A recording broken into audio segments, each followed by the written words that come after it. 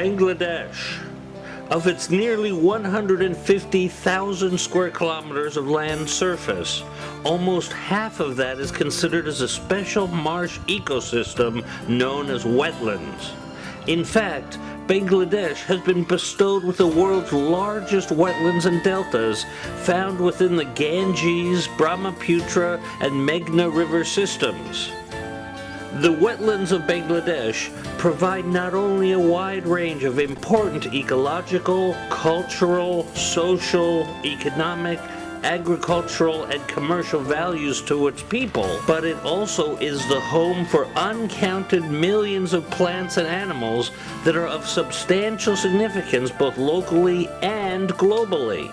The wetlands are so crucial to Bangladesh that it is regarded as the heart and arteries of Bangladesh's socio-economy. However, as Bangladesh develops and grows, the wetlands are disappearing at an alarming rate, largely because of inefficient land management practices and irresponsible bureaucrats who are ignoring newly enacted rules. Less than 40 years ago, at the time of Bangladesh's independence, there were several tens of thousands of square kilometers of pristine and undisturbed wetlands throughout the entire country. At that time, the country's population numbered only 75 million. However, with a population of close to 150 million, the vast majority of the country's wetlands have been drained and destroyed to make way for rice paddies, quick farming, along with industrial development and expansion.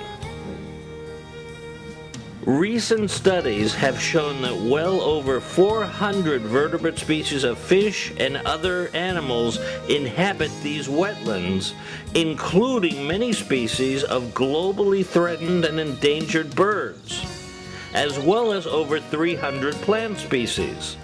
However, these numbers are dwindling fast as the habitat for plants and animals is continually being fragmented and destroyed. Habitat loss has been on the increase, and so the wetlands ecosystem in Bangladesh may well collapse completely for many endangered inhabitants, including many local varieties of fish, in a few more years if nothing is done to save them now. Fish and rice are the staple food of Bangladeshi people. Fish provides over 70% of the protein to the diet of the local villagers who live near the wetlands. However, the once flourishing Bangladeshi fishing industry is on the verge of disintegrating due to the destruction of the wetlands. We have always lived with wildlife, like people. Always, a million years before, people lived with wildlife in the wilderness, and wildlife and people always have coexisted. Only in the modern society we have found that there is a conflict of interest, like people want the land that is used by wildlife. This is where we think that wildlife and human interest are in conflict. I think it is only the human greed or our desire to do too much for ourselves or too fast, develop too fast, that we want to take up all the land used by the wildlife. There are heroic, noble, and valiant uphill struggles currently being conducted by some conservation groups, most notably the Wildlife Trust of Bangladesh, which is attempting to make efforts to help save and protect the Bangladesh wetlands, as well as wildlife in general in the area. First of all, we wanted to have a stock taking of our wildlife and the wilderness area. We wanted to have a database for that, and we wanted to identify the threatened species in the country, and we wanted to protect all the threatened species by doing researches, by doing some applied activities, and then we want to save the wilderness, that is the habitats of the wildlife also. Realistically, these conservation groups are fighting a losing battle. with none of these wetlands being officially designated as fully protected nature reserves, and hundreds of people still coming into these wetlands every day to destroy the delicate and fragile ecosystem.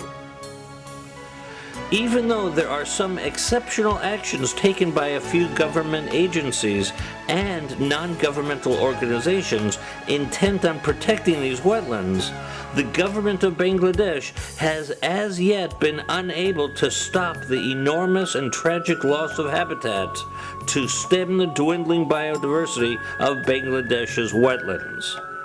At first glance, it would seem that the people of Bangladesh as a whole do not see their wetlands as a part of their national treasure, or as a national heritage, or as a source of national pride, or that they collectively did not care at all if these wetlands and the animals they housed went extinct or not.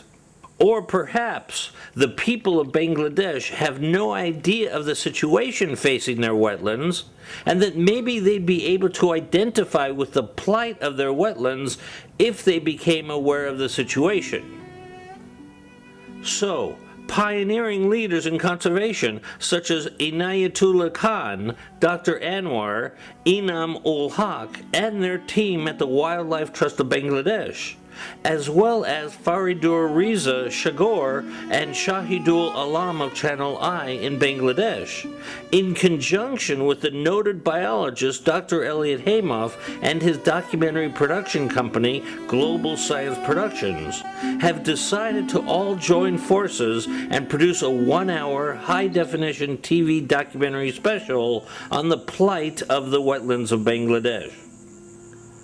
This is one last-ditch effort to save the treasure of Bangladesh, its biodiversity, and its wetland habitats, and to educate the people of Bangladesh and the world community about the predicament of their wetlands before this habitat and all of the rare animals and plants would be lost forever.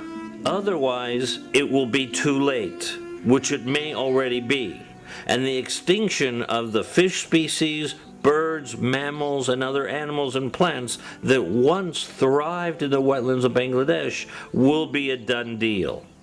This will indeed be a true tragedy.